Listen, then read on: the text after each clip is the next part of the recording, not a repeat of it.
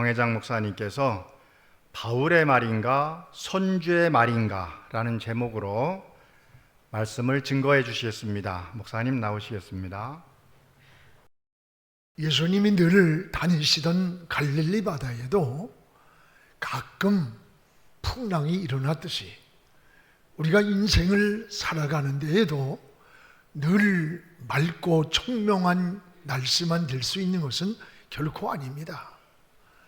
때 아닌 풍랑이 휘몰아쳐 올 때도 있고, 또는 생각지 않은 재난을 만날 때도 있고, 실패를 만날 때도 있고, 갑자기 불치의 병이 찾아올 때도 있습니다.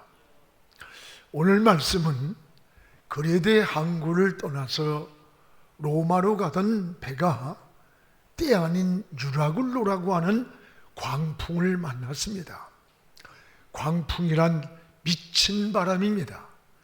동에서 불었다 서에서 불었다 걷잡을 수 없이 불어오는 이 풍랑을 만나서 배가 깨지고 모든 것을 포기해야 하는 그런 고통이 찾아왔습니다.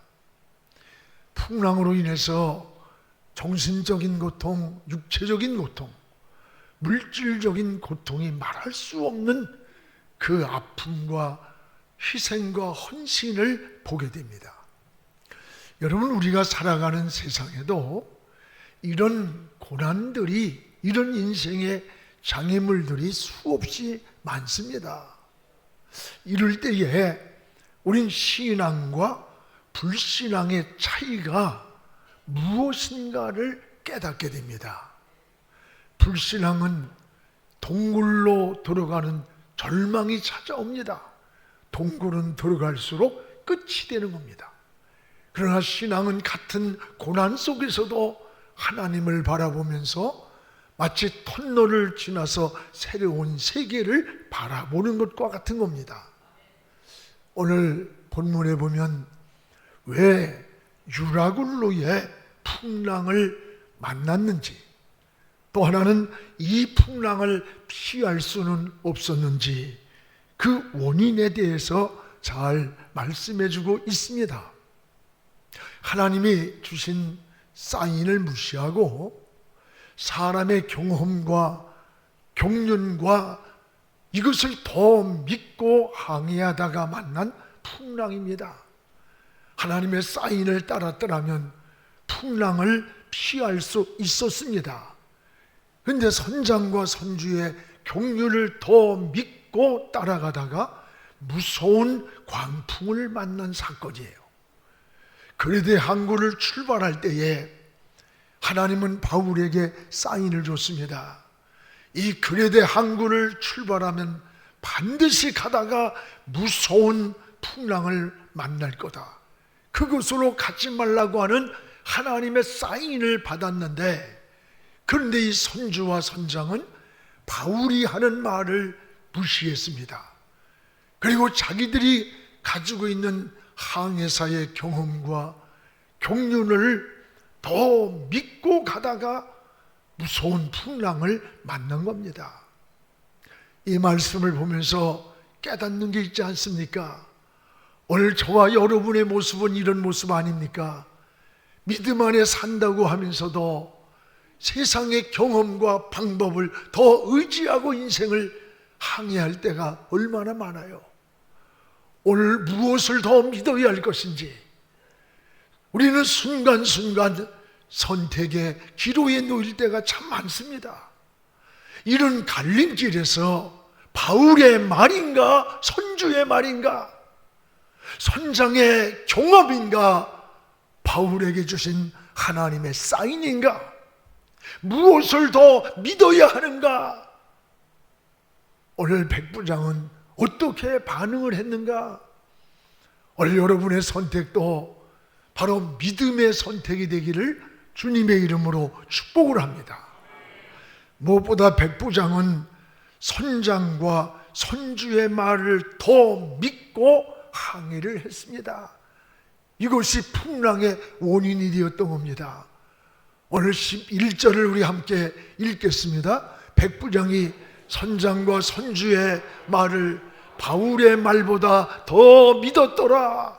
이 백부장이 선주와 선장이 하는 말을 바울이 하나님의 사인을 받아 하는 말보다 더 믿었다. 더 믿었다.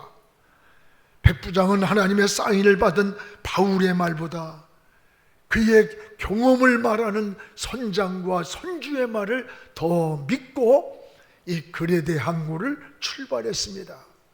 바로 이것이 풍랑의 원인이 되었습니다. 여러분, 선장과 선주의 말이라는 게 뭐예요? 그들이 평생을 항해했던 항해사의 경험입니다. 경륜을 말하는 거예요. 인생을 살면서 경험은 굉장히 중요한 겁니다. 여러분, 경험이 나쁘다는 게 아니에요. 경험을 활용하는 것은 지혜인 겁니다. 그러나 세상이 경험만으로만 되는 게 아닙니다. 인생을 살다 보면 생각지 못한 유라굴로와 같은 복병들이 우리 앞에 얼마나 많은지 몰라요. 세상 살면서 여러분, 눈이 어두워서 꼭 사고 나는 거 아닙니다. 건강관리 잘못했다고 병드는 것만도 아니에요. 경험이 부족하다고 인생을 실패하고 넘어지는 거 아닙니다. 억지로 안 됩니다. 하나님이 지켜주셔야 돼요. 하나님이 보호해 주시고 도와주셔야 됨을 고백하시기를 바랍니다. 요한복음 21장에 보면 예수님이 십자가에 죽으시는 것을 보고 실망을 했습니다. 그토록 믿고 따르던 주님이 너무 힘없이 십자가에 죽는 걸 보고 실망한 나머지 베드로는 고기잡이를 잡으려고 옛날의 모습으로 디베라 바다로 나갔습니다. 밤새도록 그물을 던졌지만 날이 새도록 던진 그 그물이 빈 그물을 끌어올리는 허탈한 그 시간에 부활의 주님이 찾아오셨습니다. 그리고 오른편에 그물을 던지라고 말씀하셨어요. 여러분, 베드로가 밤새도록 오른편 왼편 던지지 않은 데가 어디 있겠어요? 그러나 베드로는 자기의 어부의 경험과 경륜을 다 내려놓고 부활의 주님을 만났을 때 주님의 말씀대로 그물을 오른편에 던졌어요. 그때 그물이 가득 차가지고 6절에 보면 들을 수가 없었더라 그랬습니다. 여러분, 예수님은 어부가 아닙니다. 어부의 경험을 가진 분이 아니에요. 근데 베드로는 어부의 경험과 방법을 다 내려놓고 주님의 말씀을 믿고 던졌을 때 그 빈 그물에 고기가 가득 찼어요. 이것이 바로 하나님의 역사인 겁니다. 여러분, 신앙은 인간의 방법과 경험을 뛰어넘는 곳에 기적이 있는 겁니다. 기적은 기적을 믿는 사람에게 기적을 체험하는 거예요. 그래서 우리는 어떻게 합니까? 하나님을 의지하고 기도하는 겁니다. 인생의 경험이 중요하지만 하나님을 더 의지하기 위해서 늘 하나님께 기도해야 되는 거예요. 신앙생활도요, 꼭 오랜 경험과 경륜을 가졌다고 해서 잘 믿는 것 같지만 그렇지 않아요. 오히려 오래된 신앙이 고목처럼 신앙이 자꾸 형식에 빠지고 열정이 없어요. 목회도 오랜 경륜이 있으면 잘할 것 같지만 그렇지 않습니다. 여러분, 설교 준비 잘했어요. 근데 그날따라 입이 열리지 않고 뻣뻣해서 허우적댈 때가 있어요. 그런가 하면 하나님 의지하고 하나님 도와주세요. 어린아이처럼 처음 설교하는 그런 마음으로 하나님을 의지할 때 생각지 않은 영감이 떠오르고 생각지 않은 성령의 임재를 경험할 때가 얼마나 많은지 몰라요.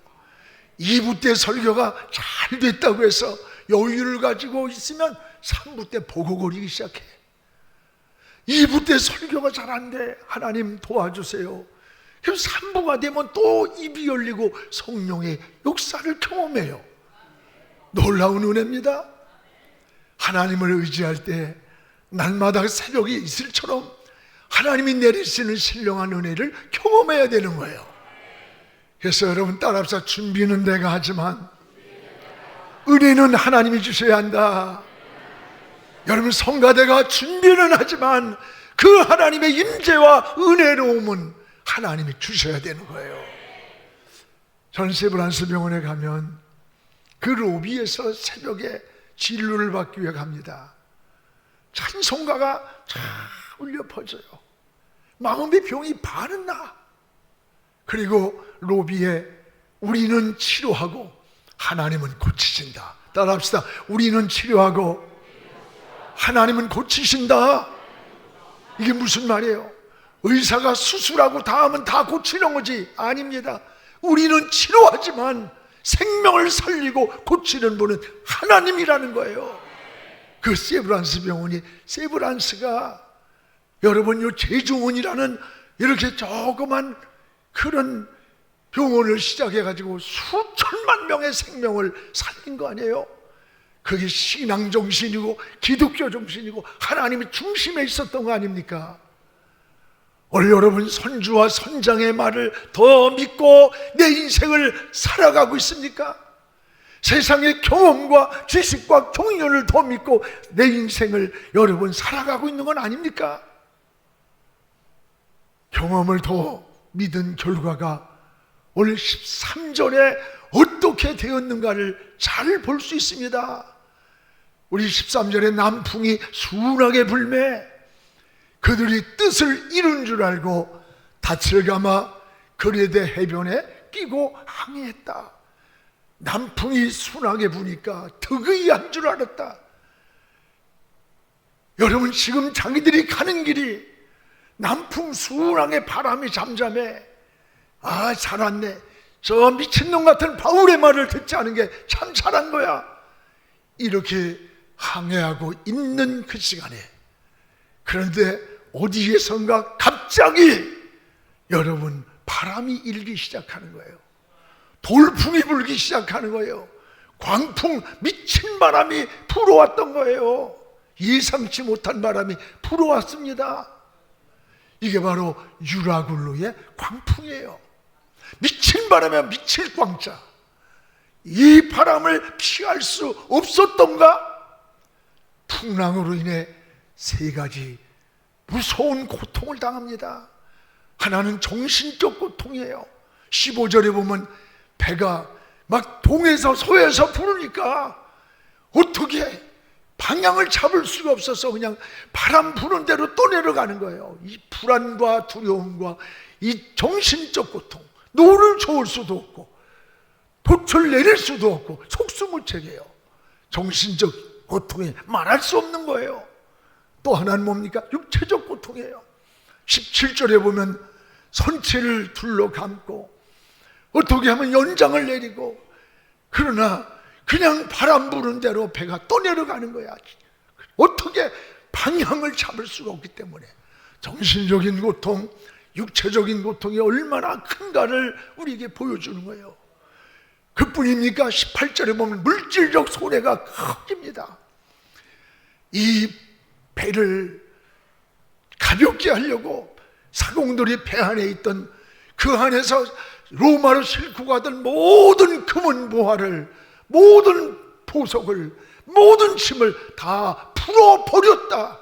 짐을 바다에 던져버렸다는 거예요. 오늘 여러분 정신적으로, 육체적으로, 물질적으로 감당할 수 없는 고통이 찾아왔어요. 19절에 보니까 모든 걸 포기했다. 20절에 소망을 다 잃었다는 거예요. 여러 날 해도 별도 보이지 않고 큰 풍랑을 그대로, 여러분 구원의 여망은 소망이 다 끊어졌다는 거예요. 구원의 여망이란 말, 여러분 희망을 말해. 근데 희망이 없어졌다는 거예요. 사람이 살면서 가장 무서운 게 뭔 줄 알아요? 희망을 잃는 겁니다. 내가 지금 병들었어도 난 다시 일어날 수 있다고 하는 희망이라는 걸 굉장히 중요한 거예요. 내가 실패했어도 나는 다시 일어날 수 있다고 하는 꿈을 잃지 않을 때 그 사람은 회복이 되는 거예요. 여러분, 희망을 잃는다는 것, 오늘 이것은 굉장히 무서운 겁니다. 문제는 이 무서운 풍랑을 피할 수는 없었을까? 피할 수는 없었을까? 피할 수가 있습니다. 여기 21절에 피할 수 있음을 말씀하고 있습니다. 바울이 가운데 서서 말하되, 여러분, 내 말을 듣고 하나님의 사인을 받았던 내 말을 듣고 이 그레데 항구를 떠나지 않았다면 오늘 이 타격과 이 손상을 면할 수 있었을 텐데, 내 말을 믿고 하나님의 사인을 믿고 그레데 항구를 떠나지 않았다면 풍랑을 피할 수 있었다는 거예요. 사랑하는 여러분, 우리가 인생을 살아가는데 보이지 않는 하나님의 사인이 우리에게 굉장히 많아요.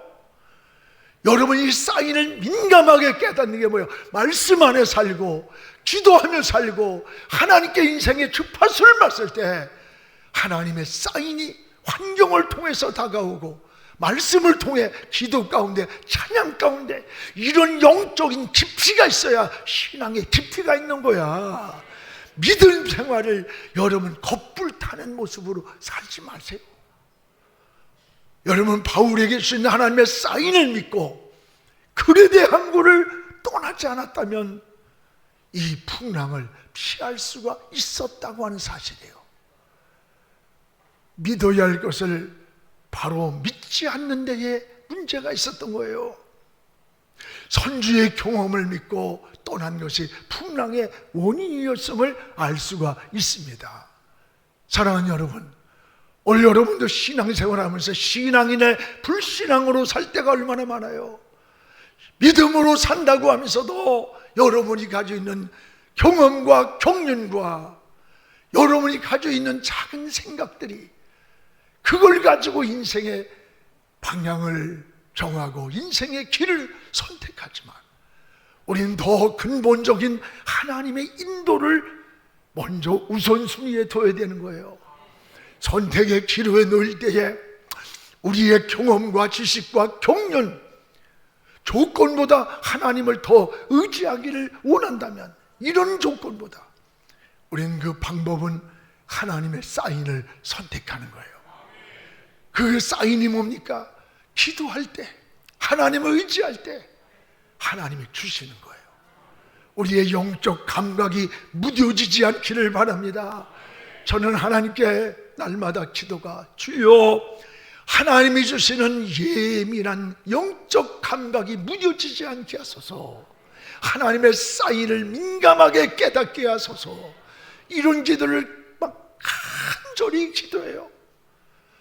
오늘 이 사인을 깨닫는 게 뭐예요? 무릎 꿇어야 되는 거예요. 그래서 하나님께 기도하는 겁니다. 하나님이 바울에게 주신 사인을 보십시오. 23절에 우리 한번 같이 읽읍시다.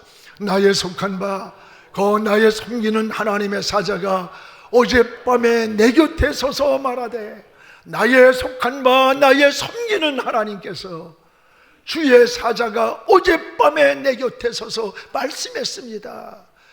여기서 우리는 사도 바울에게서 두 가지를 깨닫게 됩니다. 하나는 뭡니까? 바울의 확신 있는 신앙이에요.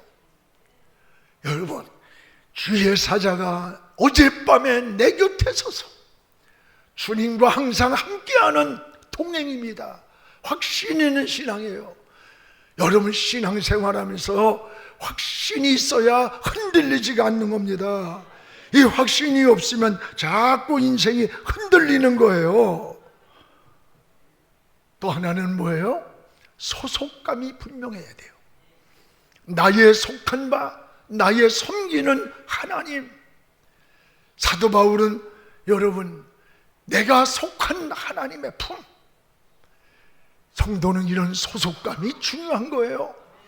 그래서 적어도 우린 세 가지의 소속감이 있어야 합니다. 여러분, 또돌이가 되지 마세요. 신앙을 걸터 있지 마세요.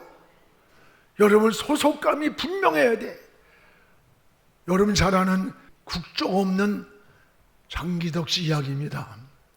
그는 동남아를 떠돌면서 살아가는 한국 사람이었습니다. 한국말도 잘합니다. 한국 음식도 잘 만듭니다. 근데 장기덕 씨는 국적이 없어요. 그는 베트남에서 살다가 인도로 왔습니다. 인도에는 그 호적 없는 사람이 약 1억이 된대, 1억 명.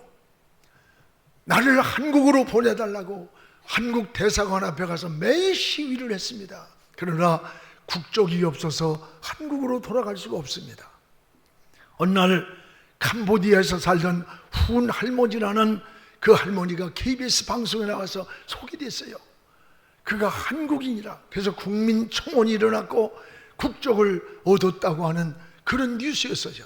이 사실을 알고 이제 장기덕 씨도 시도를 한 거예요. 주변 사람들이 도와줘서. 그 대상이 됐어요. 국민 여론을 얻고 이제 돌아갈 수 있다는 그런 소식을 들으면서 그는 한이 되었습니다. 국적 없이 떠들던 곳에서 인도에는 자전거를 타고 거의 움직이는데 오토바이를 타고 그 시내를 한번 달려보고 싶었어요. 중고 오토바이를 샀습니다. 그리고는 저 인도 시내를 오토바이를 타고 신나게 달렸어요. 그런데 그 시간에 사고로 죽고 말았어요. 끝내 그는 고국에 돌아오지도 못하고 동남아를 떠돌다가 푸른한 인생으로 끝났어요. 그토록 한이 되었던 자기 고국을 들어오지 못하고 국적이 없어서 동남아를 떨다가 푸른한 인생으로 끝났습니다. 왜 그랬어요? 국적이 없어요. 소속이 없어요. 여러분, 소속은 중요한 거예요. 날이 저물면 우리는 갈 곳이 있다는 것은 얼마나 행복한 건 줄 압니까? 가정이 있고 내가 섬길 교회가 있고 여러분, 내가 밟고 서 있을 내 나라, 내 조국이 있다는 것은 굉장한 은혜고 축복이에요. 우리 그리스도인들은 특별히 국가관이 분명해야 됩니다. 내 나라, 내 조국을 사랑해야 돼요. 올해가 8.15 해방을 맞은 80주년 맞이하지 않았습니까? 나라 없는 소름이 얼마나 비참한 줄 압니까? 여러분, 국가의 핵심 가치는 외교, 안보, 경제입니다. 외교와 안보와 경제가 이것이 민족의 힘이 되는 거예요. 힘이 있어야 자유도 지킬 수 있고 자유도 말할 수 있는 거예요. 힘이 없으면 자유를 구걸하는 거예요. 여러분, 이것은 여야가 따로 없어요. 북한이 지금 주적이 아니라고 자꾸 그래. 여러분, 북한이 주적이 아니면 거긴 핵을 가지고 끊임없이 우리를 갖다가 노리는데, 그러면 군인이 총구를 어디로 향해야 될까? 주적을 향해 총구를 향하고 여러분 방어를 하고 싸울 준비를 할 텐데, 주적이 아니면 북한이 총구를 어디다 향해야 되는 거예요? 이건 여러분 굉장히 중요한 거야. 여러분이 무슨 진보, 보수, 좌우 그런 것들은 아무것도 아니야. 원래 여러분 국가관이 분명해야 돼. 나라를 사랑해야 돼요. 내 나라, 내 조국이 없이 교회가 어디 있어요? 우리 신앙을 지킬 수 있어요? 저 북한은요, 우리보다 복음을 먼저 받아들였고 우리보다도 훨씬 더 제2의 예루살렘이라고 했던 거야. 그가 공산주의가 들어와가지고 김일성이가 싹 죽였어요. 믿음을 지킨 목사, 장로부터 모조리 죽였어요. 그리고 오용으로 있던 목사들을 이용해가지고 나중에 다 처형시켰어. 여러분, 거기 기독교가 어디 있습니까? 신앙이 어디 있습니까? 원래 우리가 자유를 누리고 있는 내 나라, 내 조국이 건강하고 행복하고 경제가 튼튼하고 국방이 튼튼하고 외교가 튼튼해서 이 글로벌 시대에 세계 민족에 뛰어난 우리 민족을 되기를 기도하시기 바랍니다. 그래서 우리가 그동안에 잘 흐지무지했던 1분 0시 기도, 12시 기도를 다시 회복을 하려래요. 그래서 전 성도들이 그 시간에 알람을 맞추고 1분 동안 운전하는 시간에 사람과 대화하면 눈 뜨고 대화하세요. 대화하면서 그냥 뭐 고개를 숙이고 이러지 말고 사람이 지가 나와야 돼. 마음으로 기도하세요. 1분. 나라를 위해서, 교회를 위해서, 여러분 자신을 위해서. 또 하나는 교회관이 분명해야 합니다. 여러분, 내 교회가 있어야 돼요. 내가 섬기는 교회가 있어야 되는 거야. 나는 관이 되어서 영안교회에서 나가리라. 이런 소속감이 있어야 돼. 우리 교회는 이 교회관이 굉장히 강해요. 용인에서도 오시고 원주에서도 오시고 저 광명에서도 오고 동두천에서도 오고 김포에서도 오고. 왜 우리 동네는 얘기를 안 해요? 여러분, 내가 섬기는 교회가 있어야 되는 거야. 또 하나는 뭐냐? 신앙관이 분명해야 되는 거예요. 하나님은 내 기도를 들어주신다. 확신을 가지고 신앙생활해야 돼요. 나는 언제 어느 때 어떤 모습으로 이 세상을 떠나도 난 저 영혼은 천국에 간다. 이런 확신을 가지고 살아야 되는 겁니다. 오늘 사도 바울은 소속이 분명했어요. 나의 속한 바, 나의 섬기는 하나님. 아무리 풍랑이 몰아쳐도 나의 속한 바, 나의 섬기는 하나님이 나의 사명과 나의 길을 인도하고 있음을 확신했던 거예요. 흔들리지 않는 신앙을 갖는 거예요. 우리는 환경은 시시때때로 수없이 변해요. 우리의 기분도 변해요. 조건도 변하나, 그러나 우리의 신앙은 변함없이 하나님을 사랑하며 사는 여러분 되기를 주의 이름으로 축복을 합니다. 그러면 성도는 어떻게 살아야 하는 겁니까? 여러분, 사명 따라 살아야 되는 거예요. 따라요. 사명이 있는 한 하나님이 책임져 주신다. 우리의 사명이 있는 한 하나님은 책임져 주시는 거예요. 24절을 우리 함께 읽겠습니다. 바울아, 두려워하지 말라. 내가 가이사 앞에 서야 하겠고 또 하나님께서 너와 함께 항해하는 자를 다 내게 주셨다. 바울아, 두려워하지 마라. 내가 가이사 앞에 로마에 가서 서야 할 것이다. 여러분, 하나님께서 너와 함께 항해한 이 사람들을 다 네 손에, 너의 품에 붙여줬다는 거예요. 하나님이 환상 가운데 나타나서 하신 말씀 아니에요. 바울아, 두려워하지 마라. 내가 가이사 앞에 네가 서야 한다. 가이사는 로마 황제예요. 바울은 로마로 가서 복음을 전해야 할 사명이 있었기 때문에 풍랑이 일어날지라도 두려우지 않았어요. 하나님이 책임진다는 확신 때문입니다. 하나님은 바울이 불쌍해서 살려준 거 아니에요. 로마에 복음을 전해야 할 이 사명이 있기 때문에 살려주셨음을 깨달은 거예요.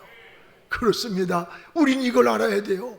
내가 시간이 많아서 주의 일하는 거 아닙니다. 주의 일하라고 나에게 시간을 주셨음을 감사해야 돼요. 소유가 많아 드리는 거 아닙니다. 하나님께 드리라고 내게 소유를 주셨음을 감사해야 돼요. 여러분, 재능이 있어서 주의 일하는 것 아닙니다.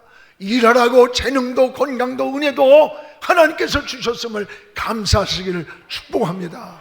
사랑하는 성도 여러분, 우리는 무엇을 믿어야 합니까? 선주의 말입니까? 바울의 말입니까? 여러분, 세상의 경험을 더 믿어야 됩니까? 하나님을 더 믿어야 합니까?